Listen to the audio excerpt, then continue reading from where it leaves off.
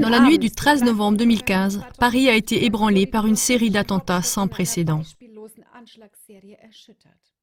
Selon les informations actuelles, 132 personnes sont décédées, 352 ont été blessées, dont 99 gravement. Les agresseurs ont frappé 6 fois en l'espace de 33 minutes dans des attentats apparemment coordonnés. 3 commandos terroristes ont frappé presque simultanément. Ils ont tiré au hasard sur des personnes et se sont ensuite fait exploser. La terreur a commencé peu après 21 h devant le Stade de France, où la France jouait contre l'Allemagne vendredi soir. Pendant le jeu, 2 kamikazes se sont fait exploser devant le stade. Les enquêteurs rapportent 4 morts, dont 3 terroristes. Peu après, la salle de concert du Bataclan a été attaquée, dans laquelle se produisait le groupe américain Eagle of Days Metals. Comme le rapporte le journal Badische Zeitung, au moins 4 agresseurs ont pris d'assaut la salle pendant que le groupe jouait Kiss the Devil, en français Embrasse le diable. Environ 100 personnes ont été tuées. À peine 2 mois auparavant, le propriétaire juif avait vendu le Bataclan et avait émigré en Israël. De nombreuses personnes sont décédées à 4 autres endroits, des cafés et des bars animés, à proximité de la salle de concert du Bataclan. 7 terroristes seraient morts d'après le procureur François Molin. Jusqu'à aujourd'hui, un des agresseurs a été identifié comme français. Une autre trace mène vers la Belgique, où l'on recherche des complices possibles. Par ailleurs, on apprend de cercles policiers qu'un passeport syrien a été trouvé non loin d'un des cadavres. Des experts indiquent que le passeport pourrait être volé, faussé ou bien acheté. Dans une explication de l'organisation terroriste État islamique publiée sur Internet samedi, il est écrit que des frères munis de ceintures d'explosifs et de fusils d'assaut auraient commis l'attaque bénie. Il est écrit que les cibles de l'attaque auraient été choisies consciemment au cœur de Paris, avec une référence indirecte aux attaques aériennes françaises sur le I en Syrie et en Irak. Voici le résumé des faits. On ne peut que spéculer sur d'autres raisons.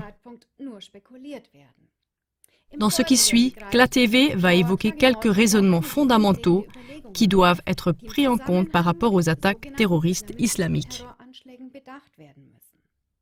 Premièrement, le journaliste et expert de l'islam Yassine Moucharbache a dit clairement que les attaques terroristes, bien que les terroristes se réfèrent à l'islam, n'ont rien à voir avec l'islam. Je cite Moucharbache, « Ces gens ne suivent pas une religion, mais une idéologie.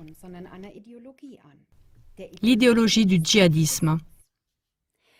Le djihadisme serait une vision du monde politique reliée à des instructions d'action violentes et meurtrières avec pour but final de soumettre le reste du monde. Mais il ne faut pas confondre le djihadisme avec l'islam pratiqué comme religion, affirme Moucharbache. Les groupements djihadistes comprennent entre autres l'État islamique, Al-Qaïda, le Front Al-Nosra et Boko Haram. Deuxièmement, il faut considérer comment le djihadisme radical a vraiment commencé.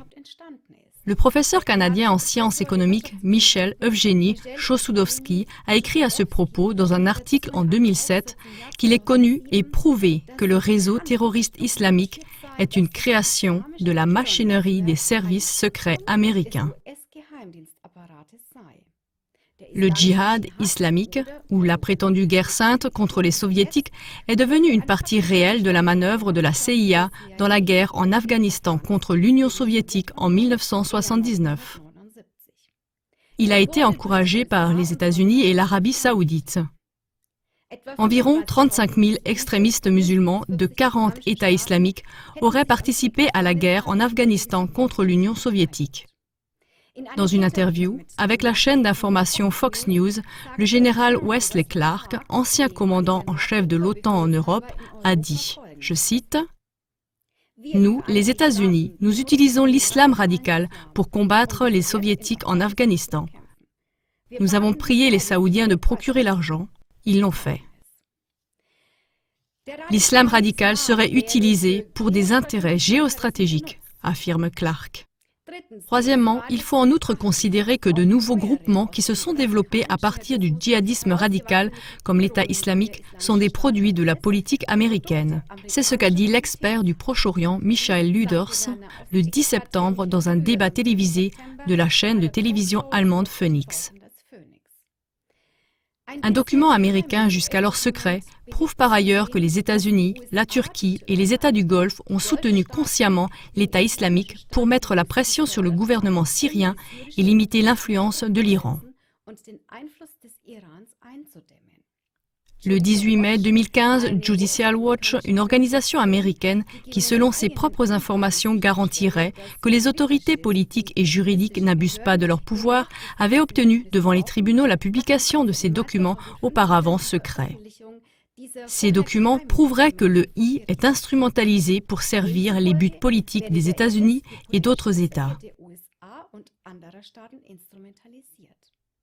En ce qui concerne l'émergence et l'instrumentalisation de ces groupes islamistes radicaux, on doit aussi se poser la question de savoir si dans le cas des attaques terroristes récentes à Paris, il pourrait s'agir d'une instrumentalisation de l'EI ou si l'EI a agi de manière autonome contre les intérêts de tiers, ou même si les deux sont possibles.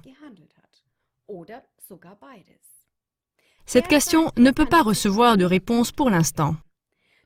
Mais l'évolution qui va suivre et les conséquences politiques peuvent être observées et analysées depuis une autre perspective.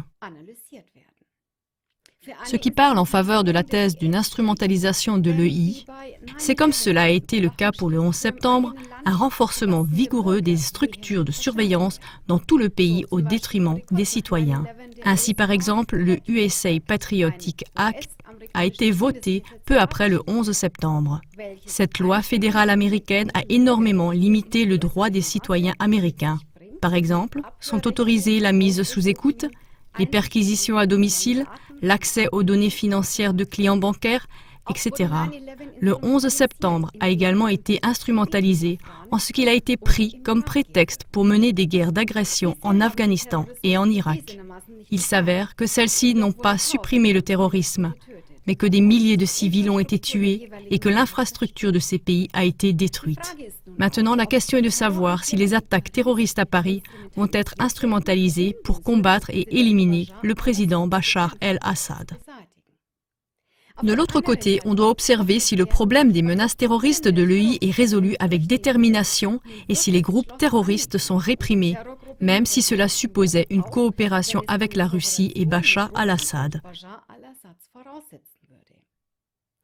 Il est évident que la coalition contre l'EI, dirigée par les États-Unis, a jusqu'à présent plutôt servi de prétexte pour affaiblir et éliminer Bachar al-Assad et son gouvernement.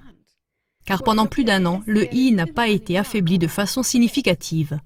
Vous trouverez plus de détails à ce sujet dans notre émission du 8 septembre.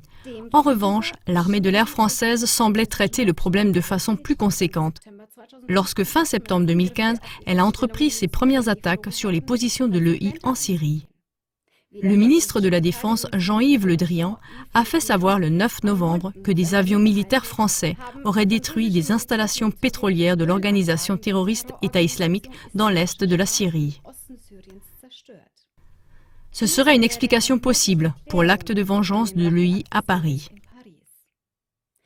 Observez le développement des attentats terroristes de Paris depuis ces différents points de vue.